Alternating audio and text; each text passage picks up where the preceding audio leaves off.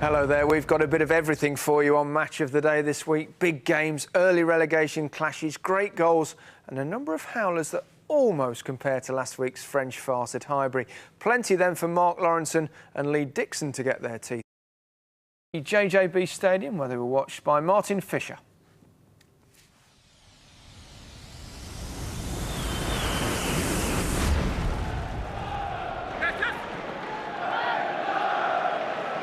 Diop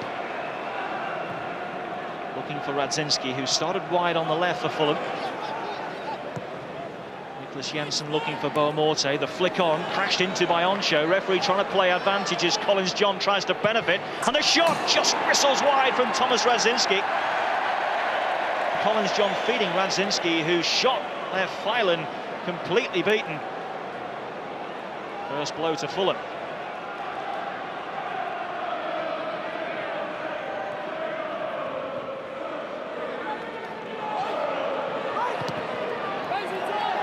Fallen for Malbronk. Klaus Jensen taking over. Here's Malbronk again. Oh, great skill. Can he finish? Should have done. Intricate play. Left on show there.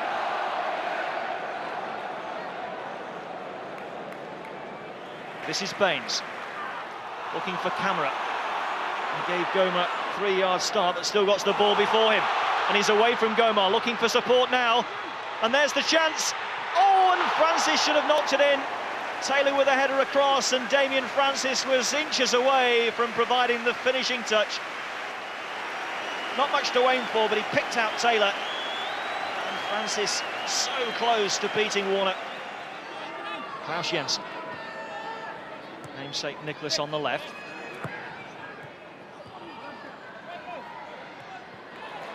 And here he is again with a deeper ball in. Cleared by Deseo. Out as far as Malbronk. Another chance for Fulham. Possible handball there. Did that strike the right arm of Leighton Baines? Mariner, the referee, didn't spot it.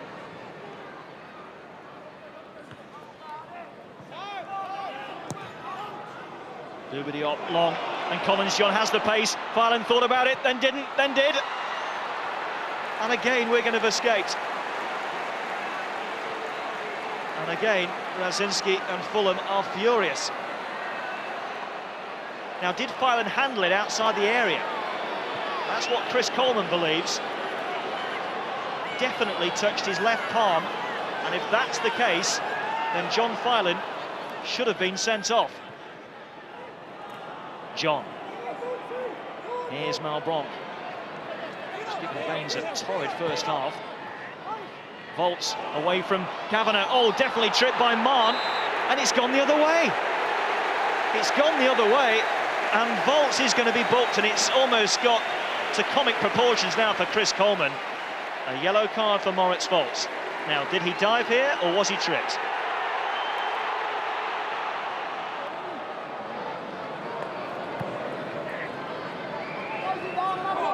Radzinski's lost that, surrounded by 3, and it's fallen to the substitute, Johansson. Here's Camera. Chimbonda to his right in space. Here is the Frenchman. Now Ryan Taylor, can he provide the cross? It's deep, and the header in was from Johansson. And Johansson could have scored there. Then Wigan had players over on the far post, and Johansson really should have hit the target.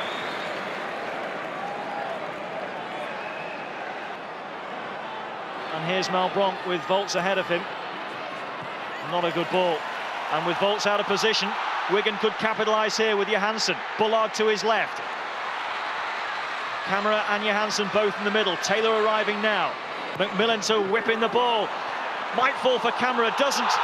Not away yet. Wigan claiming for handball off Nicholas Jensen. It would have been mightily unfair on Fulham had that been given, after what went on earlier in the first half. McBride. A little bit short by Diop. And Camera has the pace here. Does he get away from Nicholas Jensen? Camera to win it for Wigan. Still on for him. Oh, what a miss. Did the hard work. Just about held up sufficiently by Tony Warner. But here was the chance. It all stemmed from that loose ball by Boubadio. Bocanegra let it run. Camera's pace got him away from the American, but then couldn't find the net.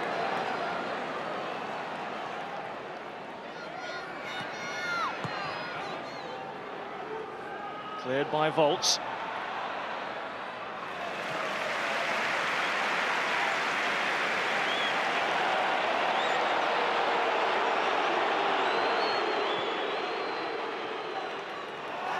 Camera almost finding Teal. The whistler's gone. Wigan get the free kick for a push on Camera as he tried to release Teal. Can Wigan nick it and keep the run of wins going? Chimbonda! They have done! It's Pascal Chimbonda! The Frenchman wearing the gloves wins it for Wigan in the 2nd minute of added time. Talk about leaving it late. He wasn't picked up at the far post, and his header had just enough power to get away from Tony Warner. Kavanagh's ball in. Chimbonda never took his eye off it, and there's his reward. Paul, I suggest that probably during that game you'd have settled for a point. You finish up getting all 3. Yeah, the first 15 minutes we'd have settled for just getting beat 3-0, I think, because they had 3 golden chances where they haven't made us pay. We'd have taken a point before the game because we've been on the strength today. But you know, second, I couldn't wait to get an half time because you know 0-0. I thought we'd won the Pools getting it at 0-0. We didn't look a team first half. 2 decisions that you were particularly unhappy with in the first half. The first, I think, had you hopping mad. The second, it was beyond that. You were laughing. I started laughing because what else can I do? You know, it's amazing. You know, we're playing at the highest level of football, the highest level we're playing at. And I can't understand why we're not getting videos involved. We have to get videos involved now. It's a joke. It's cost us today. I think we rode our luck a bit sometimes, especially the first 10 minutes. Fulham should have scored, really. But we held out, and yeah, you know, you have one or 2 opportunities, and we took it, and we kept a clean sheet at the back. So fingers crossed, we're still chasing Chelsea. There's confidence for you. We might as well have a quick look at those decisions that upset Chris Coleman. He wants to see videos. Here's one. Well, yeah, unfortunately for Mr. Marner, he's a late replacement, the referee. But the first thing is, was it handball by foul? And, well, not necessarily, but it's a foul then because he follows through straight on the player. It does hit Collins, the arm, John. There's absolutely no doubt about it. At the very least, it's a free kick. So that sends him doolally at first. Alec ends up throwing his chuggy out, there it goes. And then Maurice Volts, he's definitely caught by Marn. There's absolutely no dispute about that whatsoever. And he just thought, oh, well, if you can't beat them, join them. Mind you, some might say that the referee's created a record today. He refereed 2 games in the Premiership, first and his last. Wigan, remarkable. Great. Keep going. Fantastic. Yeah. And Paul Jewell, was honest, rode the luck a little bit. They did in the last home game, I think, against Newcastle, but hey, don't draw diagrams with the results on Monday, do they? No, you don't. And whenever I've met the chairman, Dave Whelan, he's always told me he's been touched by the Lord. I'm starting to think he might be right. Right, next up, 2 teams who've mustered only 2 league victories between them this season. Mick McCarthy was looking for his Sunderland side to win their first home game of the campaign, while Portsmouth's Alan Perrin, by his own admission, needs results. Dan O'Hagan was at the Stadium of Light.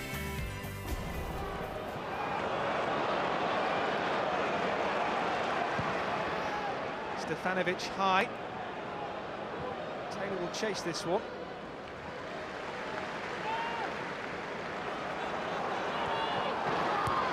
Hoyt. And Lawrence towards Hoyt again. Primus is there. Now a real chance here for Sunderland. Low ball across the penalty area, which is cleared. Lawrence is there, and the shot-driven goalwards, which is saved well by Ashdown. Claim for handball, penalty. It was a real melee, but Mark Halsey saw the arm raised as the shot came in. Ryan Priska, the big Dane, with the raised arm. So Sunderland with a penalty, and they take the lead. It's really well finished by Dean Whitehead. Oh, he stepped up and scored his first goal of the season with real ease.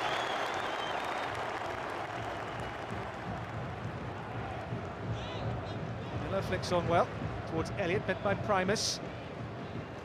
Instead, cushion header down for Justin Hoyt. And Hoyt's done well, and he's released Elliott on the far side. Only Gray in the middle at the moment. Elliott. And now the cross comes in, and Miller flung himself at the ball. Whitehead to volley, and volley not far wide. Well, he scored one goal from the penalty spot, and here from open play, he almost burst the Pompey net. Vignal. Here's Hughes. And now Vignal for Pompey, his ball in towards Taylor, his flick here for Zvonimir Vukic, equaliser. They have begun the second half with real vigour, and Pompey are level. Matthew Taylor's touch was key, and the finish from Vukic was of very high order. It is a well-taken goal, and a goal which stuns the home side, 1-1. Well, he travelled, he is fit, but he's not among the substitutes. Ron Robert, read into that what you will. Stefanovic forward, target man is Dario Silva. Won the ball as well. Matthew Taylor running on Stubbs in a real pickle with Kelvin Davis. Ball is loose, Silva is there, and Pompey lead. It's Matthew Taylor. The ball was loose, and the goalkeeper and his central defender got in all manner of problems, and Pompey from behind lead 2-1. Stubbs and Davis with a comedy moment, a Keystone Cops moment for Sunderland, and Portsmouth have taken the lead for the first time today. It was not pretty, it was comical in the extreme, and it could prove really costly for Mick McCarthy in Sunderland. Griffin, Dario Silva, play on, says Mark Halsey. Hughes. Dario Silva has stayed down as John Stead chases through. Ashdown has to come off his line to clear.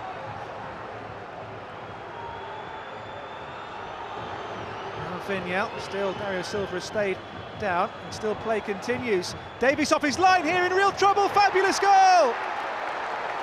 Well, Kelvin Davis was off his line, and Matthew Taylor, with his second of the game, has scored a picture-book goal for Pompey. What a lovely goal this was. What, 45 yards, maybe more. Kelvin Davis beaten by some goal from Pompey's Matthew Taylor, his second of the game, and one he'll be seeing, I'm sure, on his video again and again and again. And the boos ring around the Stadium of Light, and these fans have already seen enough.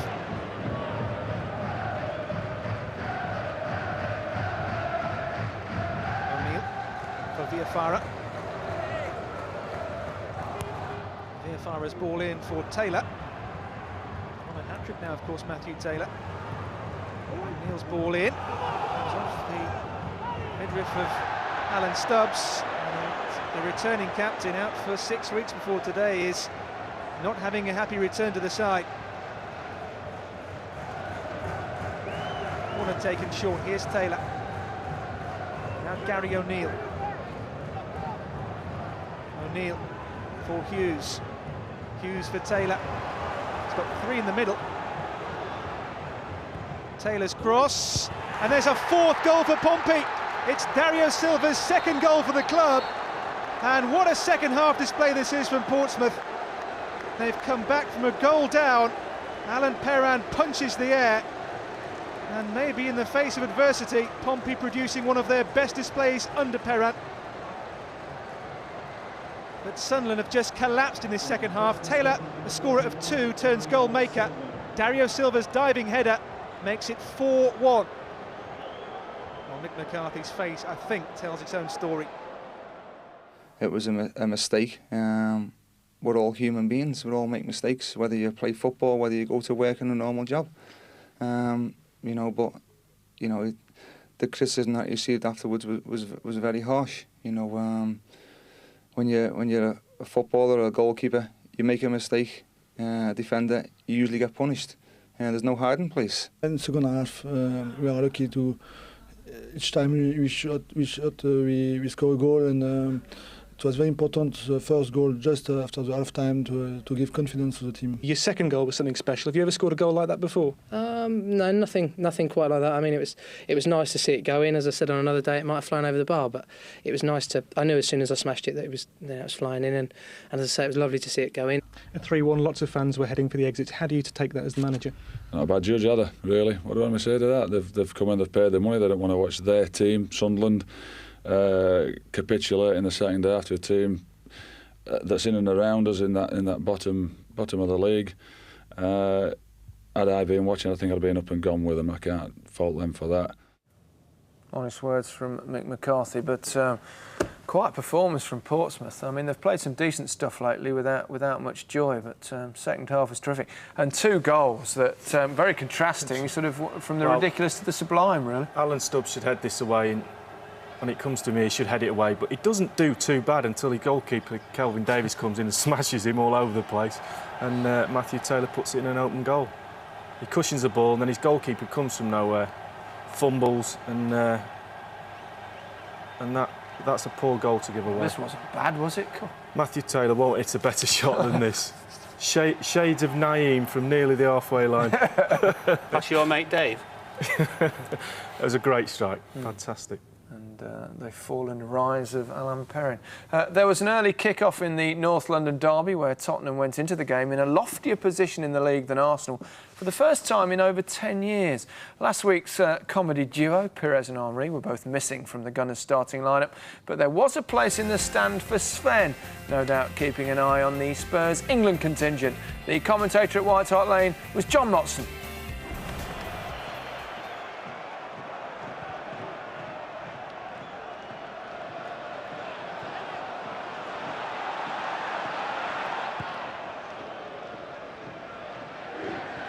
Good touch by Reyes to Bergkamp, but he's off for the return, the Spaniard. Got away from Ledley King. It's Reyes for Arsenal. Great saving tackle by the Tottenham captain. Excellent challenge by King when he appeared to have been bypassed. And that's a foul by Gilberto, and here comes the first yellow card of the derby. And the Brazilian caught him.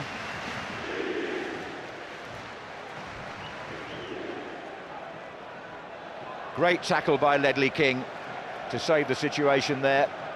Martin Jol, it was his first match in the Premiership as the permanent first-team coach, the 9-goal thriller here last season.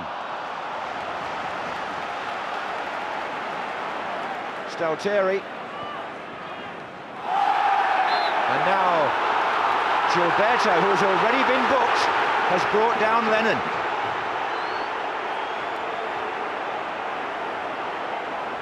One or two Arsenal players suggesting that Lennon may have made rather a lot of that. Dawson and King waiting to come in again. Ledley King comes in! Spurs are in the lead! Ledley King, the captain, roared onto that!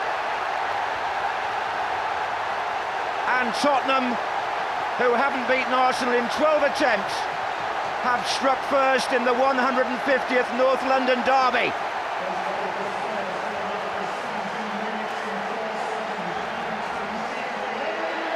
Ledley King the scorer, as he was indeed in the 5-4 last year. What a good header. Jens Lehmann given no chance here. King came in unchallenged. Well, actually, it was quite close to Lehmann's left hand, but where was the marking? That's what Arsenal will want to know. This is Defoe. And now Genus laid it on for Carrick. Oh, what a screamer! And Carrick, who's yet to score for Spurs, hit the bar at Old Trafford last week, but he nearly hit the back of the net there. Dawson, Carrick. Oh, the 3 young English players combining. This is Defoe.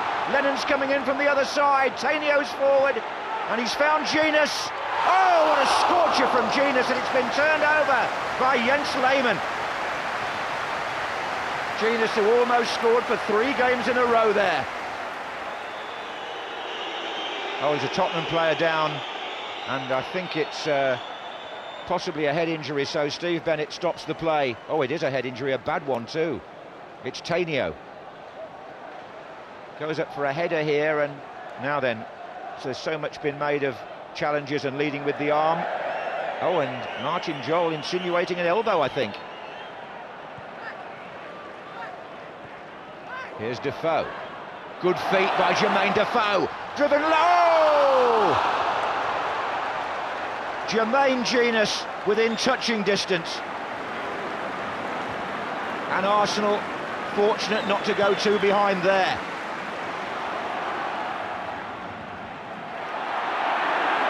Play on, says Steve Bennett. And Tainio, a nice little ball to Lennon. Outside him is Defoe. And Spurs are on their way again.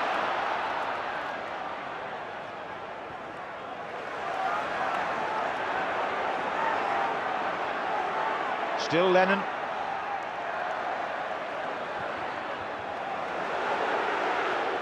Chipped in for Defoe. And still Defoe. Another good ball by Genius. Really opened Arsenal up. Well judged. And Defoe doing enough to earn a corner. King is there again. But in the meantime, Jens Lehmann is receiving treatment. I'm wondering if something has struck Jens Lehmann from behind the goal, because Steve Bennett has gone across to the touchline.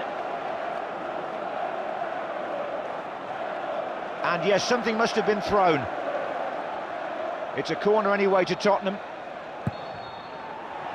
Oh, they're all up for that, and Dawson and Genius nearly make... Oh, and now, as Dawson ran back, he goes over Lehmann. And all sorts of scuffling here between the players. Steve Bennett right in the middle of it, having to try and sort it out, but definitely, as Lehmann ran out with the ball, Dawson was the man who got in his way, and Lehmann already unsettled by the missile incident, if that's what it was, and Dawson looks as though he's going to be booked. He protests that it was an accident. Steve Bennett does not agree.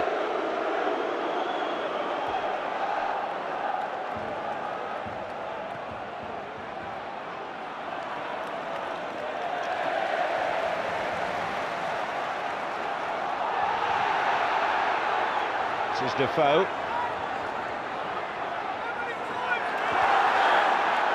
Came inside Lauren, took on Toure, great run by Defoe! Good save, Lehmann. That was going in the far corner from Jermaine Defoe. And now Tainio has brought down Lundberg, and Tainio is going to get a yellow card. But what a moment there for Jermaine Defoe, who could so easily have put this game beyond Arsenal's reach. He came from an almost impossible position, skipped round two defenders. It would have been a breathtaking goal, but Jens Lehmann knew where it was going, stuck out the left foot, and Arsenal are still in the match.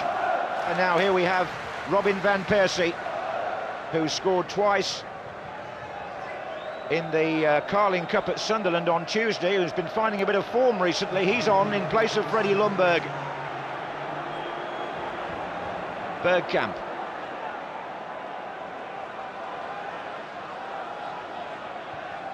Reyes back to Fabregas. On this side is Lauren. Perez.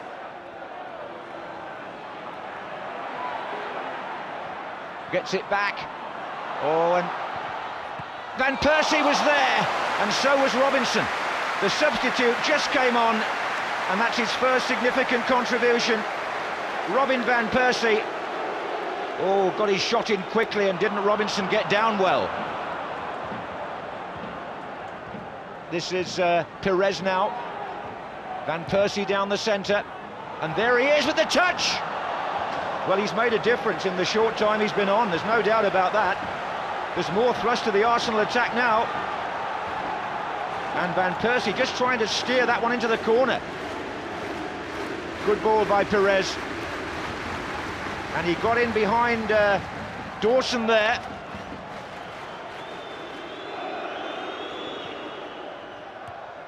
Headed back by Bergkamp to Reyes.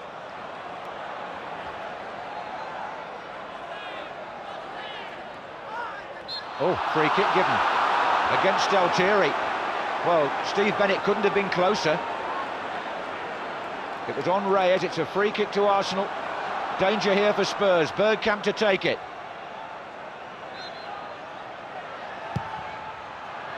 Oh, and Robinson flapped a bit. Perez!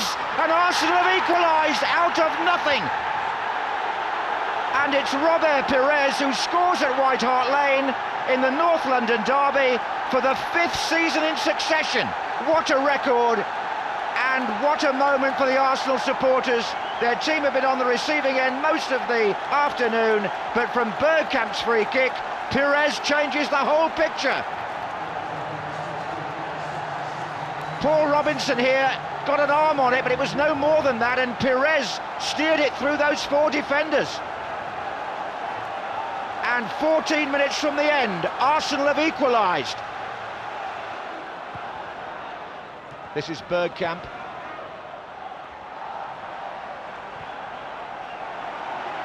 Now Lauren. Onside, it's Van Persie. Gilberto's in the middle. Danger far side for Reyes. Oh, and Tottenham needed that block. 2 of them diving onto Reyes' shot there. And the more likely winners at the moment are Arsenal. Something you certainly wouldn't have said until halfway through the second half. I think we had our chances, but you have to score 2 goals against a team like Arsenal. We didn't do that, so the second half, I think they were slightly better because they had to come back in the game. And after their goal, you know, we looked a bit disappointed. At half time, the team realized that we want to give more and do more. And really, I feel that the team was born again today at half time because we came out a completely different team. And in the second half, we should have won the game. Exactly how much did you enjoy scoring that goal today? Yeah, it's a great feeling, you know, to score against Arsenal. Score against any team, you know, it's great. You know, I managed to do it last season here at home. You know, and it's a great feeling this season as well. So, an up and down afternoon for Spurs. Are they yet ready to challenge their North London rivals? Here's Mark's view.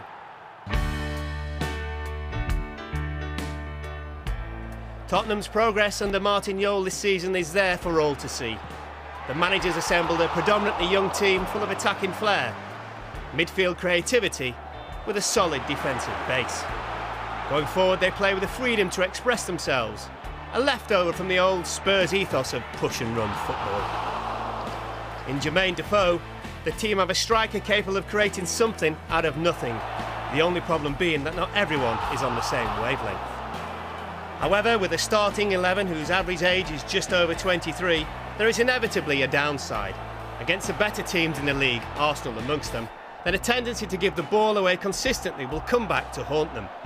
At times in this game, the home team were guilty of playing as individuals, especially in the second half when they needed to be in position, were not in possession.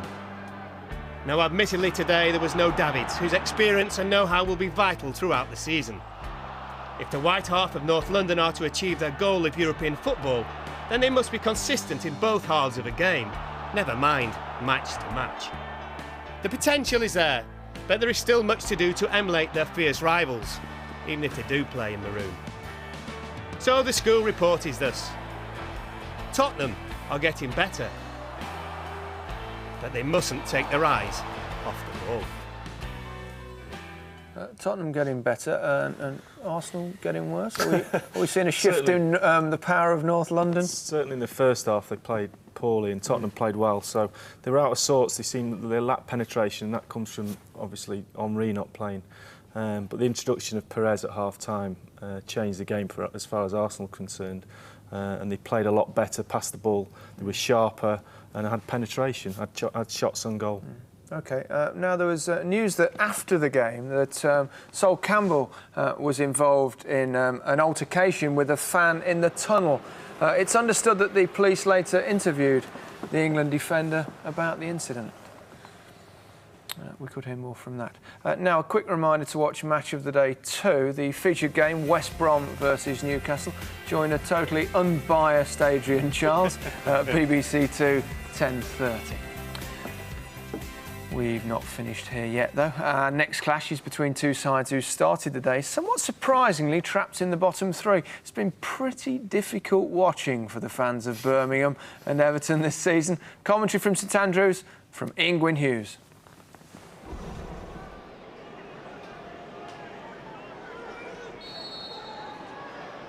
Up comes Pennant, tries to curl it over the wall, succeeds in doing so, but it's straight at Nigel Martyn. It's in between Arteta and the Everton wall, but it's easy for the goalkeeper.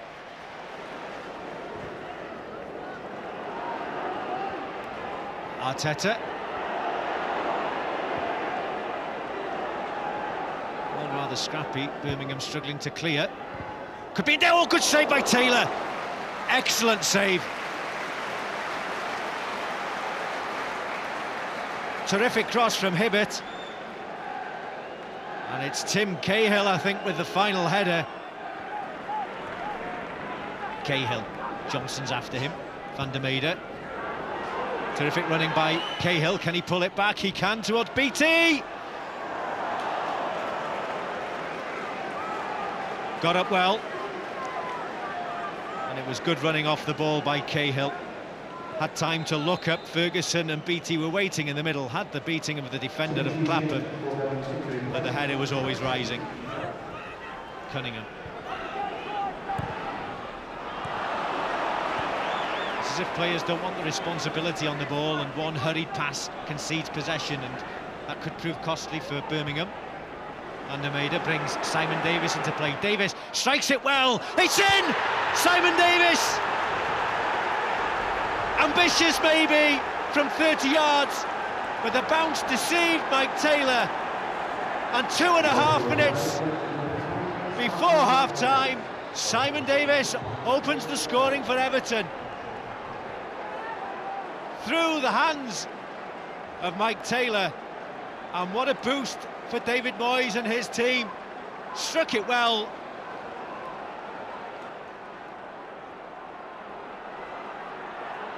Jarosic's effort is parried away by Nigel Martyn. Pennant out for a corner.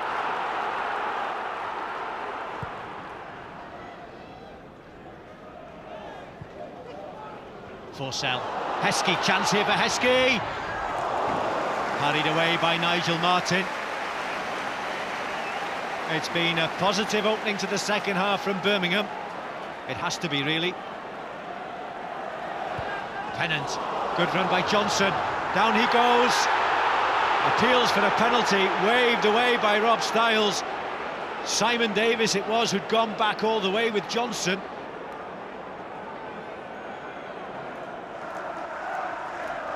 James Beattie, saved by Taylor. Ferguson's power in the air caused the problems. Beattie's pace away from the defender.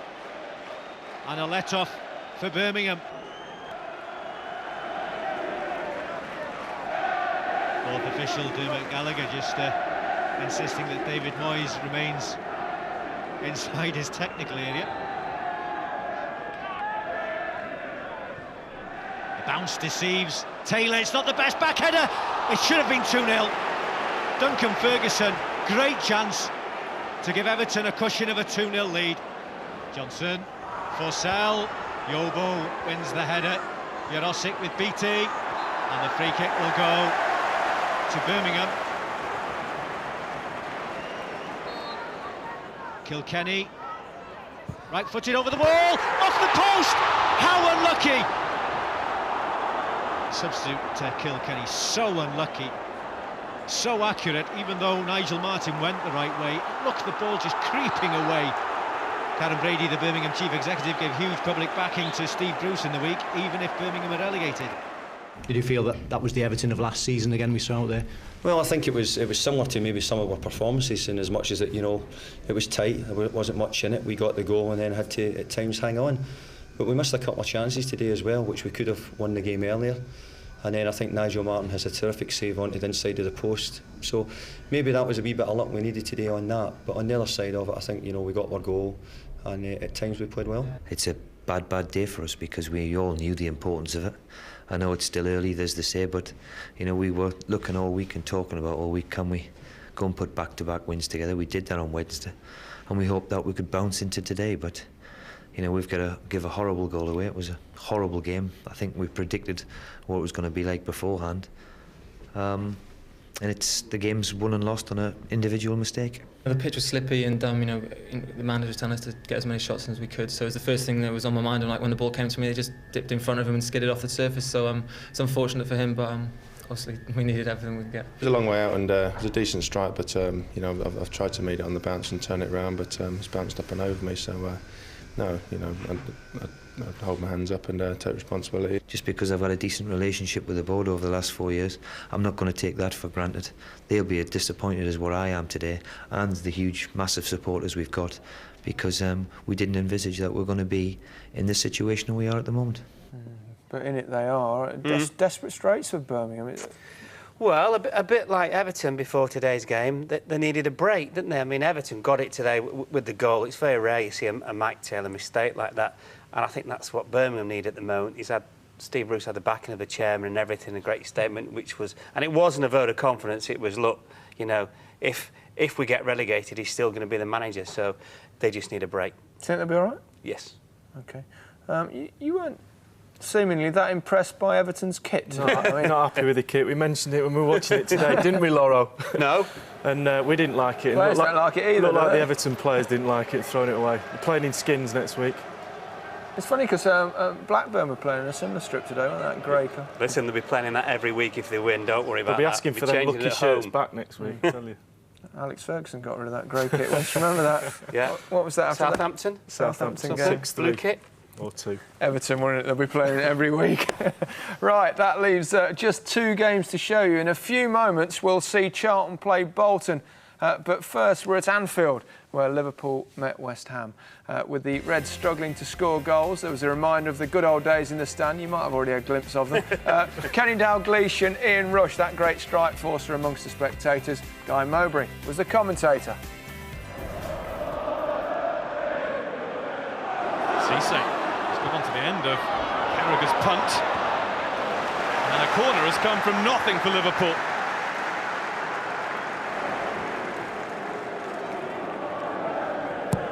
Garcia delivers. Shinned away as far as Alonso. And it's in!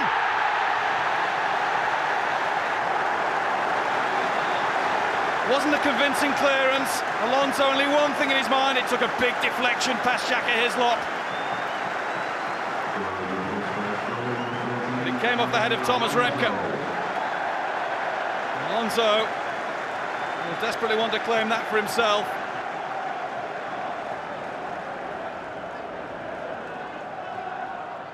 Benayoun to Belleon.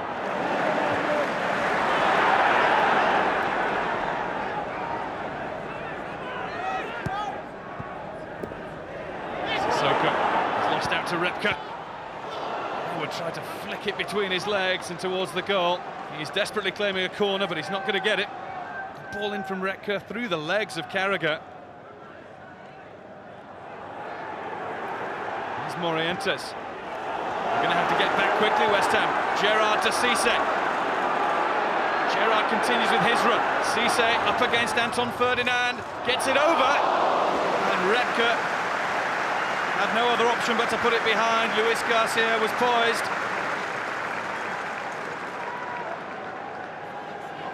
Luis Garcia helped on by Sissoko. Here's Hyypiä! Off the line, Konchesky twice. Sissoko. Alonso. Gerrard. Bounce down for Harewood and Gerrard to resume combat.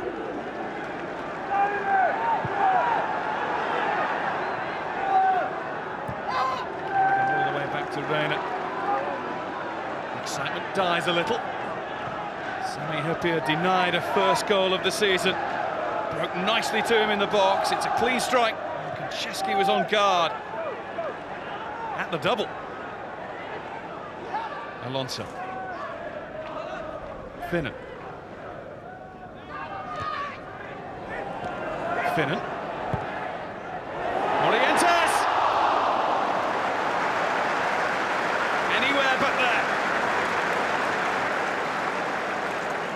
striker who needs a goal. I've been rubbing his hands at seeing that one come over. Luis Garcia. Super save from Shaka Hislop. Clocks go back tonight. Well, Shaka Hislop was rolling back the clocks there. 36 years old, agile as ever. Orientes. Luis Garcia. Now Gerrard. Chance for Bolo Zender to find some cross. There's Luis Garcia!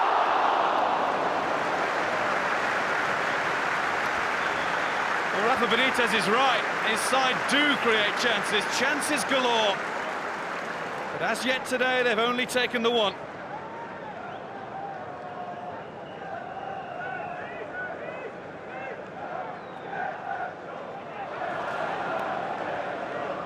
Mullins. Alonso. Luis Garcia. Morientes. Great challenge from Danny Gabidon. Morientes were left sprawling, but Gabidon took the ball. He might have to do it again. Mullins has got to it. Risa. It's beaten Gabidon. It's Bolo Zender. He has options. That's the best option to take of the lot.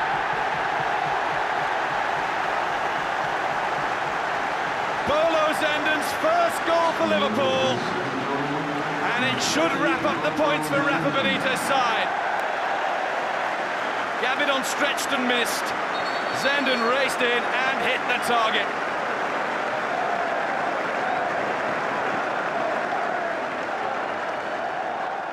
Rafa, do you feel any relief at that win? Yeah, I had confidence in the team because you can see the team training each week and the team worked hard. And today you can see an organized team and trying to win until the end, and it was only to score the second goal for finish the game. I had one thing in mind, was just scoring the goal. I mean, I don't even think I looked again if there was anybody around, because I was quite confident that I had to go in the corner. I think we was a bit disappointed that we, you know, it's like two boxers going in a ring, and if one's a champion, you need to bloody his nose a little bit and put him on the back foot. We didn't really do that today. They had control of the game. I felt we was okay for a little while, but the first goal obviously gave them up hand, and they're very, very difficult once they get a goal ahead.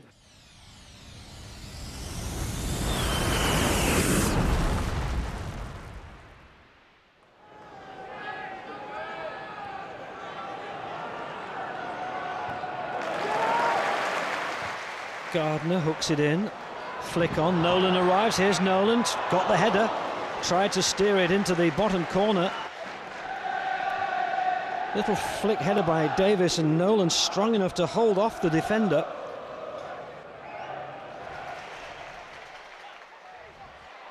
Smertin, Bothroyd, Murphy, got it tangled under his feet. Cut out by Jaidi, but here's Kissy-Chef, and that's spread wide. This is Ambrose.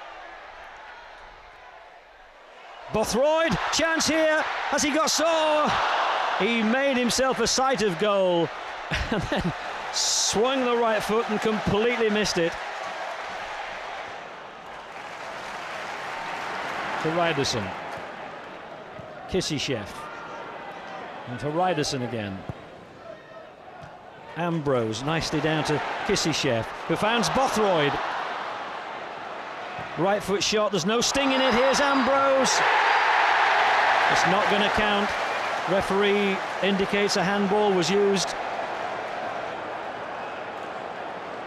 Well, Bolton have yet to go in at half-time in the Premiership this season, trailing.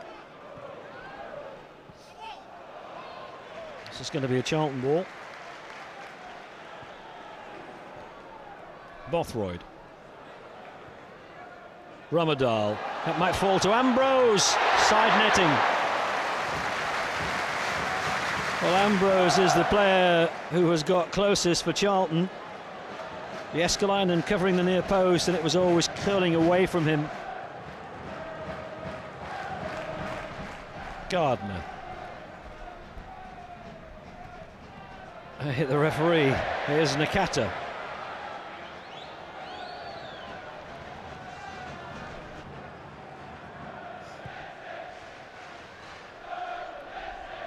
Bothroyd flicks it on. Here's Johansson getting in behind them, and it's forced Jääskeläinen to make a good save.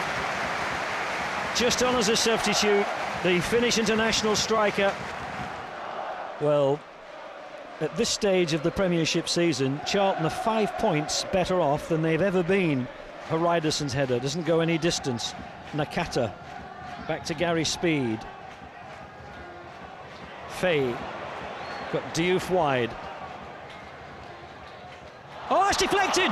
Nakata! Nolan! Bolton have scored!